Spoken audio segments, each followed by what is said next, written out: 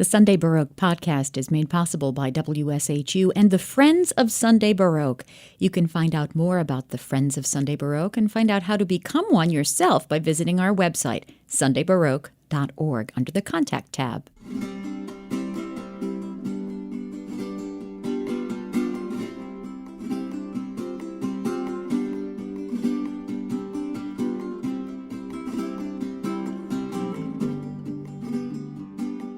Krishnasol Jiménez is an expert in historical plucked instruments such as lute and Baroque guitar. His early musical studies began in Mexico and continued in Spain and Switzerland with some of the world's most respected teachers and musicians. He has performed as a soloist and with ensembles in Europe, Canada, the U.S., Japan, and Mexico. And he has recorded on the Sabionari guitar, crafted in 1679 by Antonio Stradivari. Krishnasol Jiménez joins me from his home in Switzerland via Zoom to talk about his life in music. Hello. Hello, Susan. Thank you for the invitation. Oh, thank you for joining me. I'd like to just start with something I'm asking everyone I interview in these challenging times. How have you been doing during the pandemic? Well, I have to say, in a kind of way, I'm lucky because I'm earning actually my money by teaching, and I was always able to do that. Mm-hmm. So from the financial side, I was covered. Mm-hmm. It wasn't a big issue. Mm-hmm. In the other hand, of course, the concerts I had, they have been canceled. Well, you know how it is. You are looking to do these concerts and you practice for these concerts and then just doesn't happen. And then it's kind of strange, weird, sad, but if I have to compare myself with other musicians who are freelance and they are really counting on this money, then, well, I have to say I'm lucky. Yeah. That's the one thing. I think the big challenge as a society is to deal with that is not just the opportunity we lost during this pandemic, but also how we go further with it. Yeah, and it's still an open question to everybody. Yeah. When did you start learning music? Were you a guitarist when you first started on music? Was that your first instrument? And how old were you? Or who was your teacher when you started music? Yeah, I started, I was 9 years old, and I started first with a mandolin, like half a year. Somehow it didn't went very well. So anyhow, my brother, who is also a guitarist, he was studying guitar at the time, and he started to teach me about the guitar. And I became much more interested in the guitar than the mandolin. So after half a year, I switched and I started to study guitar. It was a normal music school for children. I was like studying 3 years there. And then we moved to Mexico City again, original from Mexico City.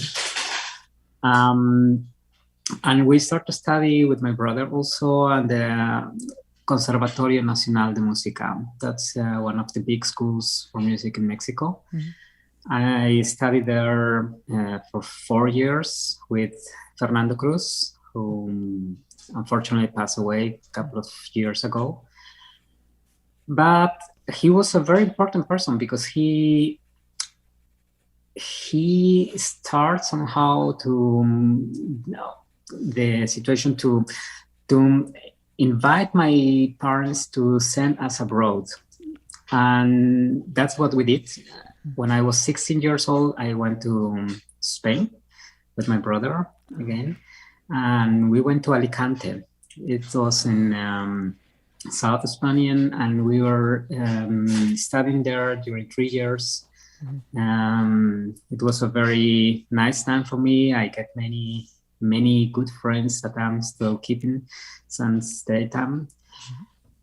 And then I continued to study in Madrid with one very important person for me. It was Gerardo Arriaga.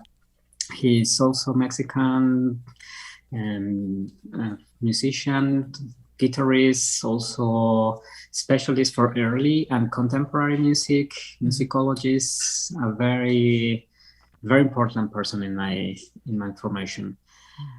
And then life go on, so I wanted to continue my studies, and I heard about Oscar Gilliam, which is one of the most renowned students of Andrés Segovia. He's coming from this school. And I went there, I take my chances, and I did pass the entrance examination.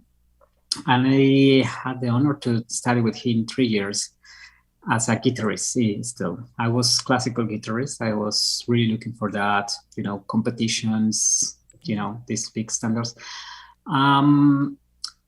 But in Basel, the movement of early music is very, very tough, very important. And then when I was here, and I started to know this world, which is kind of different. And I became in love with this music, with this art of making music. So when I finished my studies with the guitar, then I started the studies with Hopkins and Smith. Mm-hmm. And I have been studying with him during 5 years. And that's actually what I became. I am now an early plucked instrument player, more than a guitarist. But of course, guitar is also there. Right, right. And you have played and recorded on a very special guitar, the Sabionari.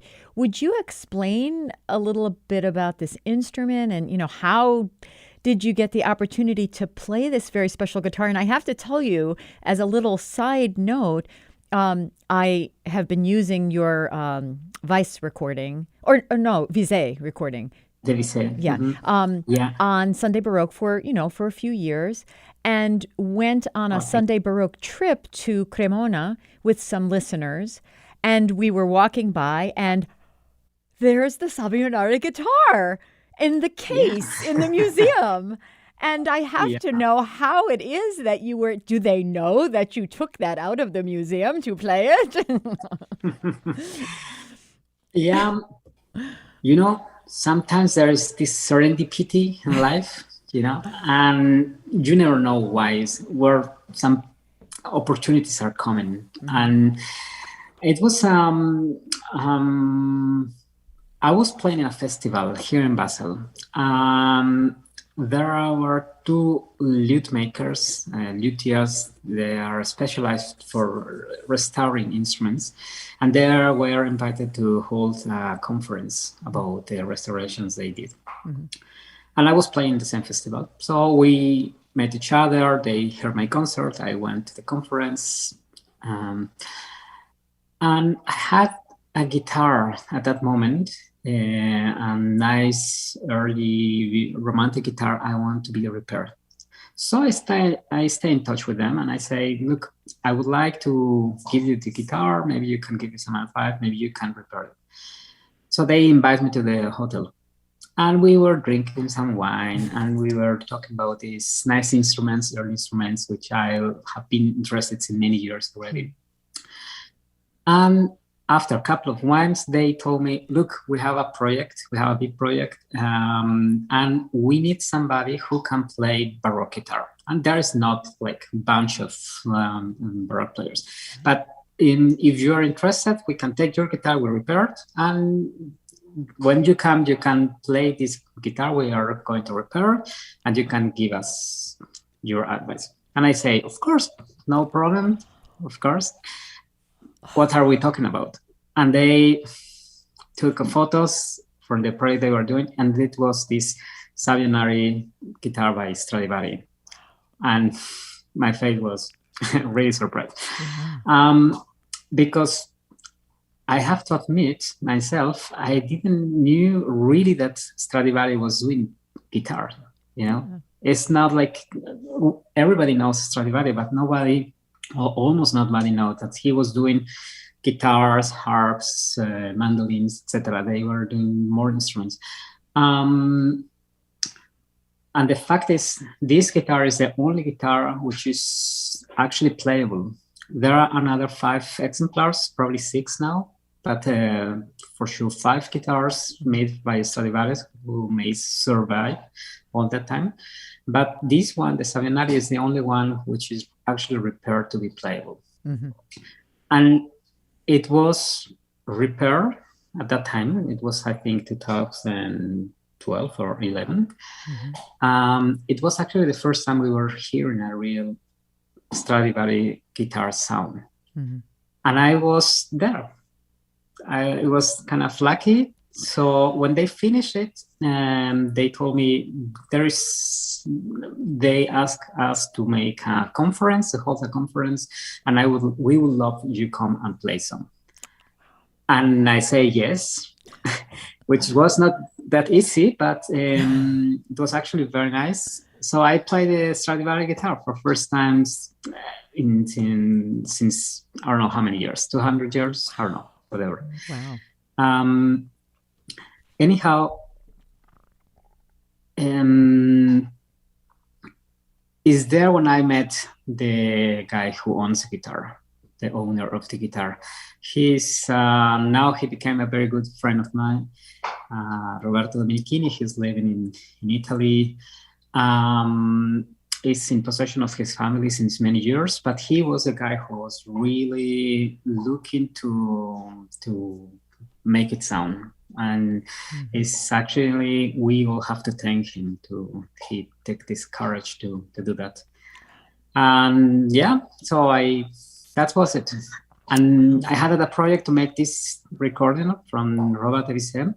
I was thinking to do it with another original instrument. I was already, I had almost everything arranged for that. But when I had the possibility to do that with the Savianari, I took the chance and finally, so went it. Yeah. So does anyone know who would have potentially played the Savianari guitar in its day or over its lifetime? Like with violins, for example, we often know which musician would have played a particular instrument and who would have owned it over time. Do we know anything about this one? Yeah, there's some research about that. The Savianari guitar took his name from we know there was a Savianari guy who was owning this guitar, and that's why this Savianari guitar takes his name. But unfortunately, we really don't know from who passes really from Stradivari Atelier. There is some holes there, so we cannot really follow the history of the guitar. What I can assure you is this guitar was bought for this Dominichini family since almost 90 years now, I think.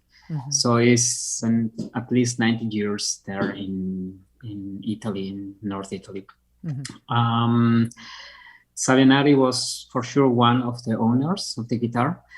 What we know is that all these instruments, or many of these instruments, they suffer some changes in the structure. So they cut the neck and they transform the guitar into a romantic period instrument, which is 6 single strings instead of 5 double strings. Right. That's the original form from Stradivari. This was doing by luthier named Marconcini. So it was common after time, but it's unfortunately that. But now it's restored in the original shape that Stradivari thought. They even took many of the barrage from the top and everything. So it's really quite close to the instrument that Stradivari made himself, I would say. And so, as you said, you were sort of in the process or in the planning stages of recording music by Robert de Vizet. Who was he, and what is special about his music that you wanted to record it, and how fortunate that you were able to see it through with this special guitar, but clearly this music was special to you as well. Yeah. Robert Debussy is one of the big composer for lute, and he was writing actually for lute, for theorbo, and for Baroque guitar. He has not every composer at that time did it for the three instruments. He did. He was working for Louis XIV, the king of France, and he was one of his very important musicians there. Mm-hmm. They say that he was one of the chosen one who was allowed to play in his private chamber. Oh. So his music is delightful. It's such elegance there. Is very much, of course, into the French flavor at the time. He condensed somehow many of the early composers who preceded him, mm-hmm. like Galot or Gautier. Mm-hmm. And was probably one of the last generation who was really working into that style. Mm-hmm. And he has 2 books for guitar who are edited in Paris, but also some manuscripts. And that's one of the music I'm playing to. For example, one of the suites I'm playing from the manuscript, they are not edited as that. Mm-hmm. But I thought it will be a very nice repertoire to do with the Baroque guitar. There is some recordings from Robert Debussy, mostly of them doing by the lute or theorbo, sometimes Baroque guitar, sometimes combined, but there are not many CDs for just dedicated for Baroque guitar music from Robert Debussy. So that's what I wanted to do. And also some suites which are normally not playable, like the one in Scordatura, for example. Oh. So you have a new recording now, too, a 2021 recording, Navigating Foreign Waters. Would you talk a little about this project and also your 2 collaborators on this recording? Yes. I talk about my 2 collaborators in this program first. I had really the chance to work with these guys. They are amazing musicians. It was pleasure from 1-0 to the end, and we are hoping to hold many concerts with this program because I think it's for me one of the things that I better did in my life. So and these 2 guys are Maria Cristina Kier is a very well-known singer. She's sung everywhere and with everybody as a very well-known singer, and she's just gorgeous, amazing voice. Of course, she's singing in Spanish, which is perfect for her because she's original from Argentina. And Roberto Koch is not very well known in the early music scene because he's not actually from early music scene. So he's jazz player, actually. Oh. Yeah, he is. But he's coming from Venezuela. Mm-hmm. And he played a lot of joropo music. And this joropo music is very close to the son jarocho, what we are doing. Mm-hmm. And all this music in Latin America are based somehow in the Spanish Baroque music mm-hmm. that the Spaniards take to Mexico and all Latin America. Mm-hmm. That's why we are doing this project. This project is a crossover between Mexican folk music, son jarocho, and the original sources for Baroque guitar. Mm-hmm. I really wanted to do this project because there are some people who already made that already many years ago in Mexico and other countries, also big names like Jordi Savall, Cristina Plujar, etc. And they did amazing works with that. Mm-hmm. But I wanted to do a different approach about that. And the approach I was looking for is to play contemporary at the same time the Mexican folk songs, which is Maria Cristina Kier singing. And I am playing at the same time the original sources for Baroque guitar. Mm-hmm. So almost playing 100% what Santiago de Murcia or Gaspar Sanz wrote 300 years ago and more. And she's singing actually a Mexican folk music that you can hear today in Mexico. Wow. All this needs a lot of arrangements, and it took me a lot of time to do it, a lot of effort, but I think it was worth. Yeah. I'm happy about that. That's what we are doing. Yeah, it's beautiful. And do you play the Sabianari guitar on this one too, don't you? Do you? Yeah. This is, I'm very happy. This is like another normal music that were maybe taught for this instrument, but I think it's working very well. Yeah. It's Roberto Koch is playing a colazione, which is maybe continuo instrument from Italy. Mm-hmm. It's like 4 bass strings. We can compare like Ibas. It's something like that. Oh, yeah. But from the Baroque period. Yeah.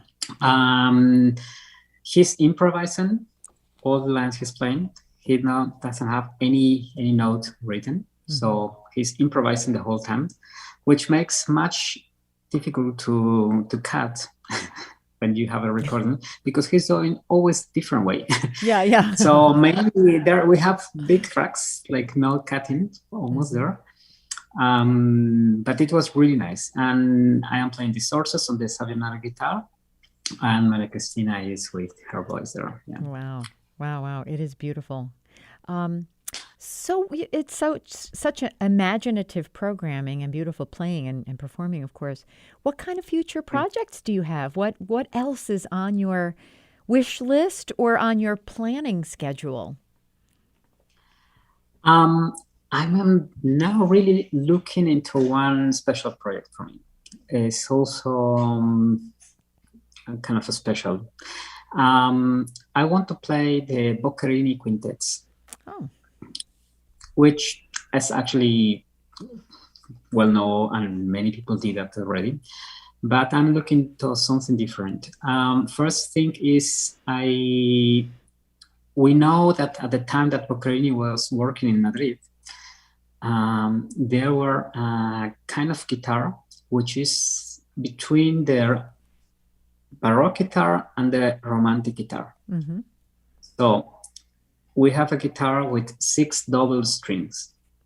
Mm-hmm. And these 6 double strings guitar are kind of rare. Not many people play this kind of guitars.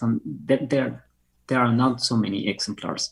Okay. We have some Pages guitar, originals guitars, but we don't have much more there. And almost nobody is playing this guitar because it's just really a short time in short period in some place. Mm-hmm. But Boccherini was there for doing that, and so I let build some guitar for that. So I have the instrument now with me finally, and I am working on that. So I want to do this recording, but not just that. It's also Boccherini wrote these quintets for his mentor. He was a mécène. He was paying him to make some music for guitar. Mm-hmm. So he did some arrangements from music that he already wrote before, like for example, string quartet and forte piano. And he arranged for guitar, but the arrangements, in my taste, is kind of weird. But because the guitars take the role not of the soloist, but accompaniment, and it makes the whole quintet sometimes I'm not that satisfied with that. Mm-hmm. So what I'm doing is I'm taking the original scores that Boccherini wrote, and I'm playing the part which he wrote for forte piano, which is much more tough, much more difficult, much more virtuosistic. But I am trying to do that, and this on this guitar, which it was at the time there. Wow. Well, I look forward to hearing that. That'll be lovely. I have been speaking with Krishnasol Jiménez, an expert in historical plucked instruments, a prize-winning performer and a teacher. Thank you so very much. This was lovely. Thank you too. Thank you for the invitation. And it's very nice. I'm really happy to.